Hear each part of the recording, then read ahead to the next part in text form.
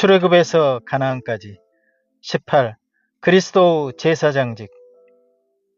그리스도 역할과 신분을 설명하는 삼중직에는 그리스도 제사장직, 왕직, 선지자직이 있습니다. 오늘은 이 중에서 그리스도 제사장직에 대해서 생각해 보겠습니다. 이스라엘 광야에는 모세를 통해 성막을 지을 것을 명하셨습니다. 하나님은 온 우주에 충만하시지만 성막은 하나님이 특별히 거주하시는 처소 중 하나입니다. 에덴 동산은 성전의 원형이었습니다. 하지만 범죄로 무너진 하나님과 관계를 지속해서 회복하고자 성막을 필요로 하셨습니다.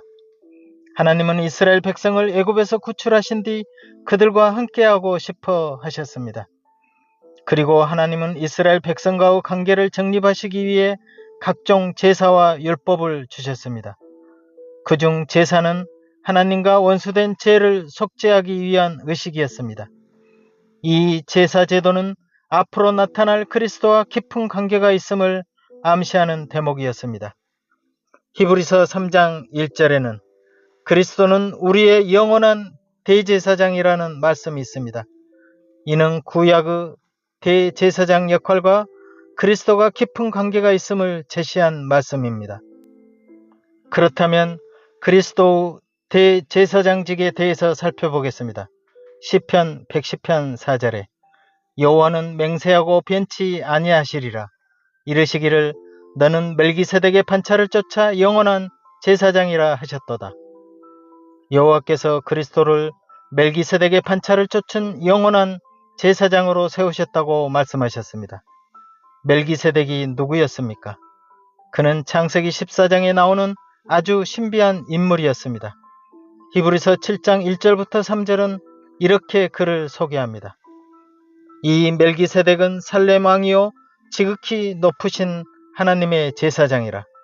여러 임금을 쳐서 죽이고 돌아오는 아브라함을 만나 복을 빈 자라. 아브라함이 일체 10분의 1을 그에게 나눠주니라. 그 이름을 번역한 즉슨 첫째 의의 왕이요 또 살렘 왕이니 곧 평강의 왕이요 아비도 없고 어미도 없고 족보도 없고 시작한 날도 없고 생명의 끝도 없어 하나님 아들과 방불하여 항상 제사장으로 있느니라.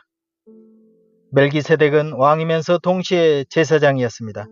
이런 면에서 그는 왕과 제사장이 되시는 그리스도 신분을 예표해주는 인물이었습니다. 그의 신분만 그럴까요? 그는 아비도 없고 족보도 없습니다. 시작한 날도 없고 생명의 끝도 없어 항상 제사장으로 있다고 말해줍니다. 사람은 부모가 없이 출생할 수가 없습니다. 또 시작이나 끝이 없는 사람도 없습니다. 아비와 어미, 시작과 끝이 없는 분은 오직 하나님 한 분밖에 계시지 않습니다. 존재하는 모든 것은 시작과 끝이 있습니다. 그런데 성경은 멜기세덱을 이러한 인물로 소개하고 있습니다. 영원히 하나님을 섬기는 제사장이라는 그의 독특한 신분이 곧 그리스도를 예시해주고 있습니다. 이렇게 신비한 사람을 아브라함이 만나게 됩니다. 아브라함은 그에게 10분의 1을 바쳐서 그의 제사장직을 인정해 주었습니다. 이처럼 그리스도는 멜기세덱의 판차를 쫓는 영원한 제사장이 되실 것을 보여준 그림자입니다. 히브리서는 그리스도 대제사장직을 아론의 대제사장직과 비교하고 있습니다. 이스라엘 백성들의 모든 죄는 1년에 한 번씩 드리는 대속죄일에 행해졌었는데 이날은 특히 아론의 대제사장만 반드시 직권하게 되어 있었습니다. 이 아론 자손의 대제사장직은 죄로 인하여 죽거나 수명이 다하여 죽기 때문에 영원할 수가 없었습니다. 만약 예수님이 아론의 판차를 쫓아 율법의 규정에 따라서 제사장이 되셨다고 생각해 보세요. 예수님의 제사장직은 영원할 수가 없습니다. 그러나 주님은 이렇게 한계가 있는 아론의 혈통이 아닌 멜기세덱의 판차를 따르는 대제사장이 되셨습니다. 그래서 주님은 멜기세덱처럼 영원한 대제사장이 되실 수 있었습니다. 예수님이 영원한 대제사장이 되신다는 사실은 우리의 제사함에 있어서 너무나 중요한 의미가 있습니다. 구약시대의 이스라엘 백성들은 대제사장의 중재를 통하여 주 앞에 나갈 수 있었습니다. 특별히 1년에 한 번씩 돌아오는 대속죄일에는 모든 백성의 죄가 용서받는 날로 믿고 있었습니다. 그런데 문제는 백성들이 제물을 드린 후에 또 죄를 짓게 된다는 사실입니다. 그렇게 1년치 죄를 용서받고 나면 또 죄를 짓게 됩니다. 이런 해마다 죄를 반복하기에 해마다 제사를 지속할 수밖에 없었습니다. 이런 제사는 이스라엘이 광야를 지나 가나안과 왕권 시대 내내 지켜져 내려왔습니다. 하지만 이런 제사 제도를 통해 그리스도께서 언젠가 오셔서 완전한 제사를 지내게 된다는 사실을 이스라엘 백성들은 잘 모르고 있었던가 봅니다. 이런 성막 중재에는 반드시 제물이 필요했습니다.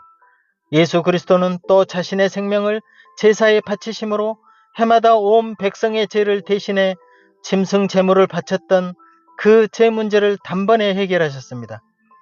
단번에 해결하셨다는 표현은 죄 문제를 해결하기 위해 해마다 드리는 제사가 필요 없어졌다는 뜻입니다. 이러한 이유로 그리스도께서 십자가에서 돌아가신 후 지성소를 가로막고 있던 휘장이 위에서부터 아래로 찢어지게 하셨습니다. 그의 대속 죽음을 통하여 주님께 나아갈 수 있는 길이 활짝 열렸다는 사실을 보여주셨습니다. 만약 그리스도 속죄가 없었다면 지금도 짐승을 잡아 속죄를 위해 성전에서 애식을 치러야 했을 것입니다. 이러한 예수님의 대제사장직을 멜기세덱을 통하여 조명하여 주신 것입니다. 이는 앞으로 오실 메시아의 영원성, 그의 대속제사의 영원한 효력을 설명하기 위한 존재로 성경에 등장한 인물이 멜기세덱이었습니다.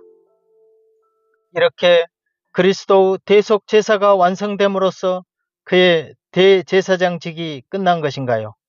아니죠. 대속사역을 완수하시고 승천하신 그리스도는 영원한 대제사장으로 지금도 우리를 위하여 간구하고 계십니다. 히브리서 7장 5절입니다.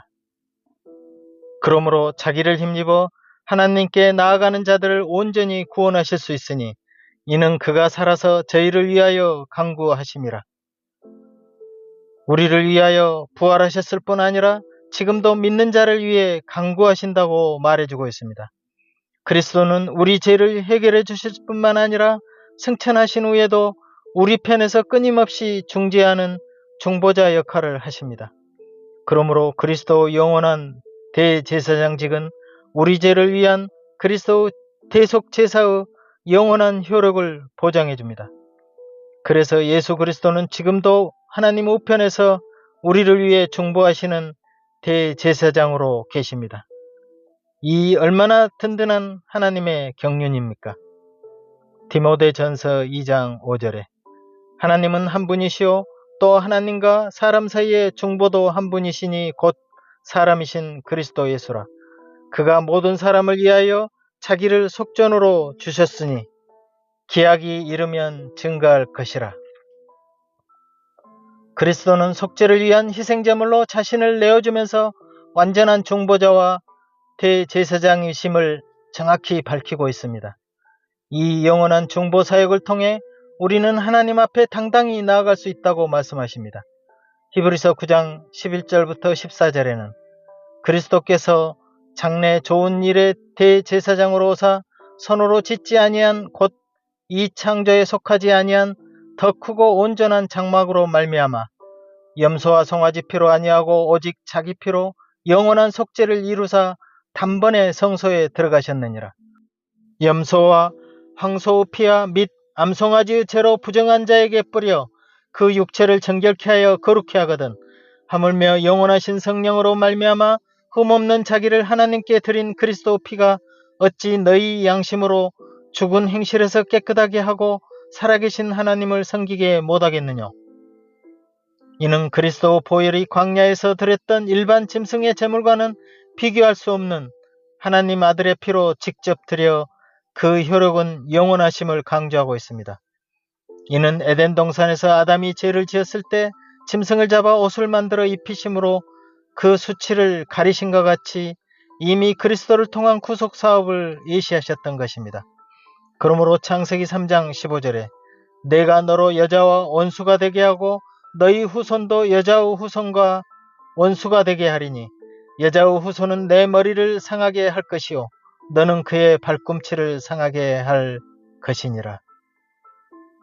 예수 그리스도를 통해 사탄을 물리칠 구속사업의 완성을 약속하셨던 것입니다. 그러므로 예수 그리스도는 육체로 오셔야만 우리처럼 육신을 입고 있는 우리를 대신하여 죄를 속할 수 있었습니다.